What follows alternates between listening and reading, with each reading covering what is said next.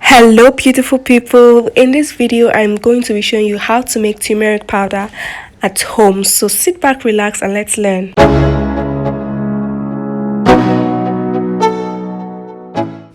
Of course, to make our turmeric powder we are going to be needing fresh turmerics, and this is the only thing we'll be needing to make it.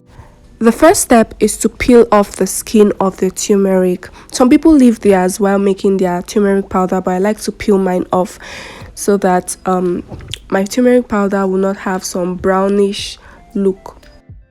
You can use a knife or a peeler to do this, but I'm using a knife, but you can use anyone is fine. After peeling, I'll rinse the turmeric so that we can get rid of any other peel that's still on it and the dirt as well before we make our powder.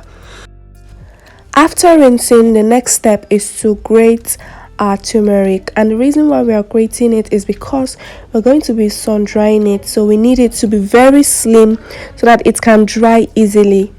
You can make use of gloves while doing this so that the turmeric doesn't stain your hands, because turmeric stains a lot. After grating, we are going to spread the turmeric on a flat surface so as to aid the drying process, because when it's flatter it will dry faster. Now we're going to take it and put it under the sun to dry.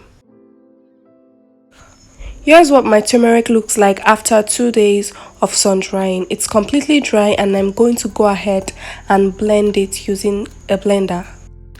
Here's what my turmeric looks like after blending, but I want a smoother powder, so I'm going to go ahead and sieve it so that I can get a smoother powder. The beautiful thing about making your own turmeric powder is that it comes out so fresh and so undiluted.